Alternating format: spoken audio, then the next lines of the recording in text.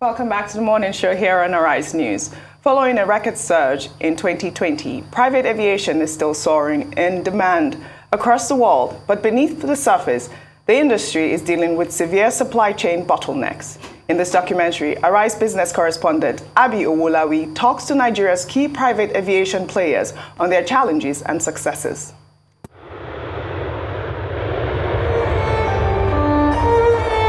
In today's fast-paced business world, time is of the essence, and more companies and executives are capitalizing on spending less of it connecting across operational networks.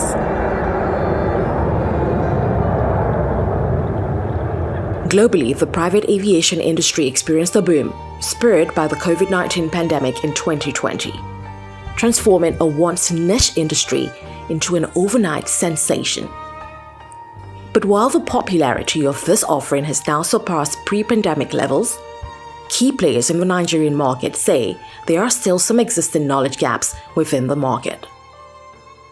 In Africa today, we have a total of about 474 VIP aircraft, of which Nigeria has 100. South Africa has about 170. If you compare that to the United States, where there are 25,000 VIP aircraft operating, Europe has about 4,100, Australia has about 700. Those are the numbers, and Africa only represents about 2% of worldwide VIP aircraft travel. So it's not that there aren't enough people that can afford, but it's because there's not enough information out there in the public to make them realize how turnkey this product is. From the time that they can arrive in the comfort of their vehicles, decide when they want to travel, how they want to travel, through where they want to travel. So that's still to be tapped. The Queen's Aviation Terminal in Lagos provides an ecosystem for VIP aircraft travel, a fixed-base operation service, a maintenance and repair facility, as well as a stable for charter operators. This ecosystem that is here really caters for organizations that have their own corporate aircraft, high net individuals that own their own aircraft, and of course business individuals out there that would want to charter for space on an aircraft that would be leaving from here. The charter service has enjoyed as much popularity, and operators like ANAP Jets have on offer a fractional ownership option for its clientele, but not without a clear sensitization of its fleet's performance. There are many people who initially felt that they had to own their own jet and are realizing they do not have to do that. They know the certain number of hours they want to fly and realize that now that there's an offering that allows them to fly just that amount of time. Although at the same time, many people, once they do buy a fraction, they end up realizing that they actually want to fly more. So some people buy one fraction, then buy another.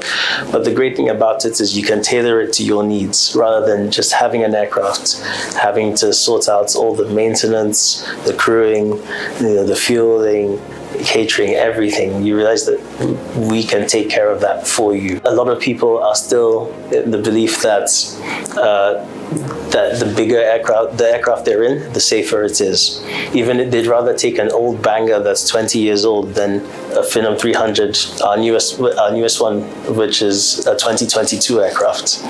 So that's something that we're constantly having to educate our clients about.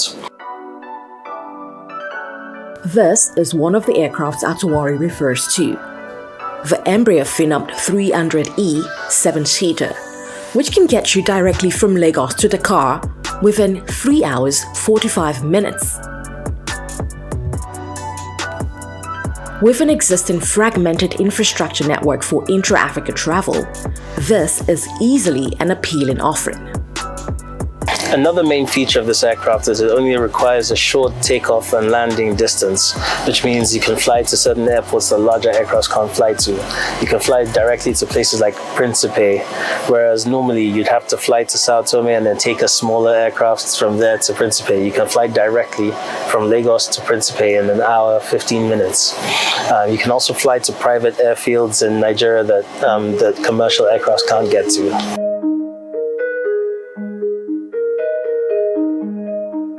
Accessibility to certain cross-country hinterlands is an entirely different proposition and a glaring market opportunity for the helicopter business space, as a premium is attached to this service. You can ask a private jet to take you to Owerri, but that private jet will not be able to take you to Aba, will not be able to take you to Arondizogu, but we can do that. So we can take off from here direct and go to Arondizogu. We can take off direct and go to Gusau. We can take off to and go to where the private jet cannot go to. We still have very comfortable air-conditioned helicopters, so you still get that service that you will ordinarily get in an aeroplane. Probably only maybe not having an air hostess, but you have to do what you have to do. So we kind of, where we overlap is that they can go to an airport and we can take you from that airport and take you to the hinterland where you do not ordinarily have an airport or where you do not have easy infrastructure that will take you to where you're going to. Caviton Helicopters specializes in air logistics support services, with most of its clientele in Nigeria's oil and gas industry, medevac services, and VIP transport market.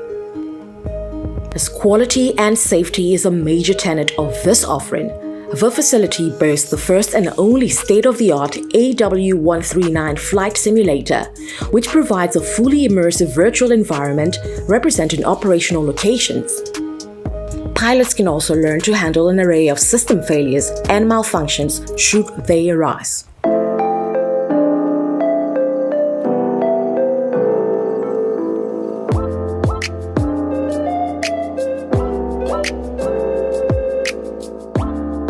Amid a rise in market appetite, operators within the industry face some key challenges, especially new entrants such as Briar Okonkwo, who runs a full-service premium booking platform for private aviation and luxury concierge services.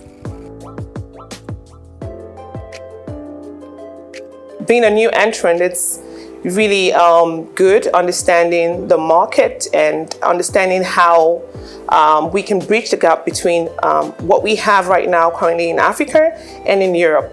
Generally across Africa, business aviation is still very much in its infancy, and so in comparison with what we have with our counterparts in Europe and America, we still have a long way to go. I think the greatest challenge we face in the industry as a whole are the brokers. One, because we do not have a unified platform where people can go and literally just book for any jet of their choice. People rely predominantly on the network they have, and the brokers kind of pad up the prices on the fares. That is the greatest issue we have in the industry. I also think we've been able to mitigate that as a business by having a technology platform where you can just go and book yourself. The prices are fair and you can pay on the app and make sure, and we ensure that the jet is ready and waiting for you. Players and stakeholders are not exempt from more bottlenecks. The challenges posed today is that after we went into COVID, the number of aircraft that were available for VIP travel reduced because COVID imposed the requirement for people to fly in less confined spaces, right, as opposed to commercial. So the demand for VIP travel rose extremely, and so today the manufacturers are sitting with a situation where the demand for VIP aircraft is very high, so the prices have escalated. So that's one bottleneck. So finding aircraft that are available in the market is difficult today, so prices are high. Because of COVID, a lot of the aircraft component manufacturers have gone under. So as a result of that, the market is seeing a huge problem with spare parts availability. So that is having an impact on aircraft airworthiness, on aircraft serviceability. So we are seeing more and more aircraft that are having to be grounded due to lack of spare parts. Another highlighted bottleneck is around operating and purchase and regulatory restrictions, as many VIP aircraft owner-operators appear to have some acquisition knowledge gaps, while access to Forex is yet another. All our parts, all our major items we use are actually sourced from abroad, from Europe, from America. So we have to pay foreign exchange. And it's a lot of a challenge. You know how the Naira is galloping now? We do not get it at the official rate, so we always have to go to patronize the parallel market. It's not easy on us. So we like, if there's anything probably the government will do to address those issues. And another issue is the custom clearance, because we offer that bespoke services, and we would really like if we can get some help, in terms of addressing that zero duty that is meant to be in the Nigerian finance regulation, applied across board to all the operators. That will go a long way in helping us, and it's also lowering the cost. As we can see, people are all suffering now because of the amount of we pay on tickets because of the rising hike of Jet A1. So if we can get any support from the federal government, that will really be welcome and appreciated. Maintenance is a core prerequisite for operational and reputational longevity in this industry, a service that both Quits Aviation and Caviton Helicopters have in place. So this is an entire overhaul of the fuselage. How long does this take in relation to other parts of the plane? So this check in particular would take at least 3 to 4 months. If we had the engines and landing gear available on site. But in an organization like ours, we have to subcontract the work, so it takes a little bit longer than that. This is a work pack for the detailed inspection on the aircraft. So it encompasses everything that needs to be done on the aircraft as per the 12 months check and other camp tax that are due. So this is the worksheet and the sequences as per sequence 1, 2, 3, 4. It entails what the inspection is all about. So these are all the necessary processes in order of sequence. Yeah, in order of sequences. Environmental and sustainability issues have been at the forefront of the industry's discourse. In Europe alone, CO2 emissions from private jets increased by 31% between 2005 and 2019, outpacing the growth in commercial jet emissions, and industry executives say that sustainability is becoming a key priority for their businesses. Embraer, for instance, had made a pledge to reach net zero carbon emissions by 2040, while VistaJet aims for the same by 2050. The main problem of jet operators is that most of people, they fly in one way, and then you need to return the plane, empty plane. So you pay double for fuel, and it's absolutely inefficient. So the successful model of operating of jets is not to return them back. I'll give you just an example. One of them you should put in the north, somewhere like Malta, where you have proper service for them. Another jet you should base on, let's say, Canary Island. One more you can place in Lagos or Abuja. One more in Cape Town. One more in, let's say, Zanzibar. And then you cover the whole map. It doesn't matter where you get your request. You have a plane nearby to avoid useless usage of fuel. For a more turnkey business approach to its offerings, hospitality is another sub-product the industry is developing. Just like Quits Aviation's hotel facility, positioned right in the middle of the VIP aircraft terminal for the ease of travelers and crew members. Probably the only hotel in the world. I'm not aware of any other one that has its own in-house immigration and customs desk. So this is very unique about this property. And then we have boutique rooms. Our rooms are 42 square meters. So they're actually outsized rooms. And we have 2 presidential suites and with very stunning view of the airfield. Meeting facilities, boardrooms, and a meeting capacity of about 120 persons. As it continues to grow and expand its networks, Nigeria's private aviation space promises to keep pushing the envelope and reaching newer industry altitudes. Abby Owolawi for Raj News. Another brilliant report, Abby. Well done. Thank you, Oji. Very That's a good beautiful. one, Abby. Thank you. Brilliant. Beautiful piece. But I really like that you were able to go into all of the spaces there and interview everyone. And now we actually are aware of the cost and all the implications of flying in those different areas of Nigeria. But you know, I'm afraid of flying helicopters. I don't know what your thoughts are. I have been. That's one of the most terrifying things for me. I think I've sort of broken the jinx. I think I have. Did you fly, during this report? No, I didn't fly on this report, but I did previously. Okay. But I was previously extreme. That was one of the things that I just didn't want to do ever. But it actually turned out to be quite fun. Yeah. and quite safe. Yeah.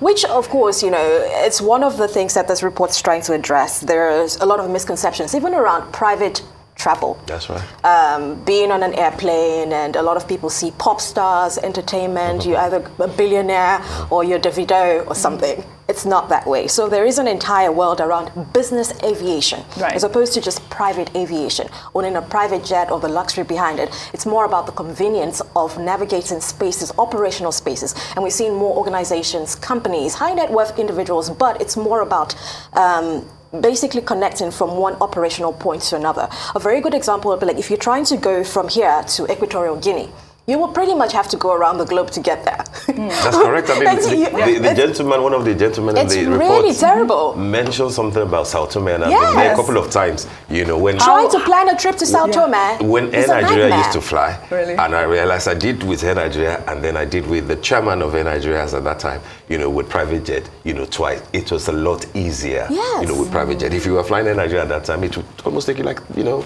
2 Right. days How or many something. stops? You know, exactly, Yeah. you know, to Right. get there. So I mean, it's just a very fragmented infrastructure for intra-Africa travel. For you to get next door, you have to go around the globe. It just does not make sense. But of course, a lot of people are deterred by the cost of when you think, oh, private travel, you're immediately thinking, oh, it's expensive. But that's a factor, though. It is a fact, but a lot of people A would also factor. say it is a factor, absolutely. But a lot of people would say, like what AnapJet is doing, where you have a fractional ownership, you don't have to own a jet, but you buy that time and you equate, oh, okay, if I'm a frequent traveler, I might as well buy that timeshare. Yeah. So you're sharing that with a lot of other people, Yeah. and you're bringing down that cost, which Absolutely. would probably equate to a business class ticket. Yes, absolutely. And it makes a lot of sense in terms of speed.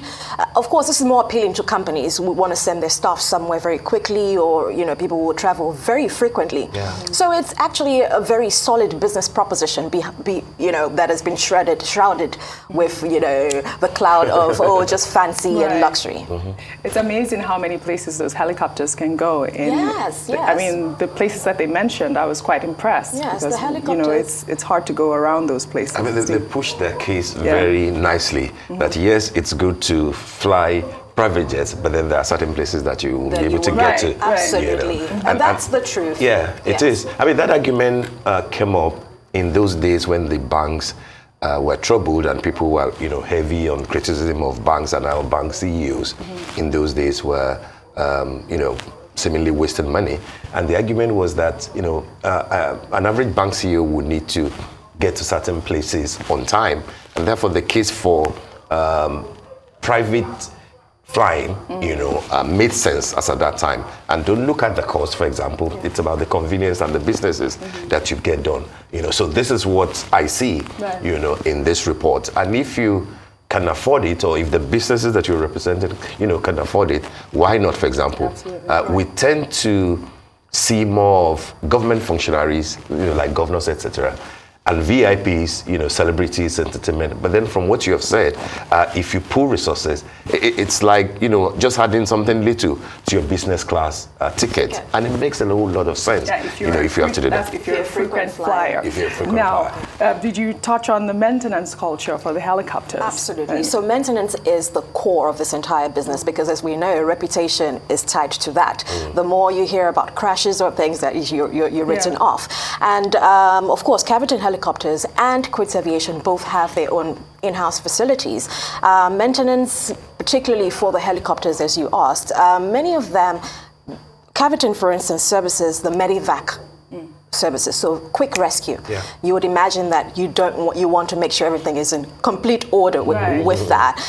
There is also the very first in Africa, AW139 flight simulator, where it's sort of like an in-house training for the pilots, where you basically get to be in an immersive, realistic environment. You're practicing all the responses that you could possibly face, any emergencies, and of course, basically acquiring more points as a pilot in terms of your flight time.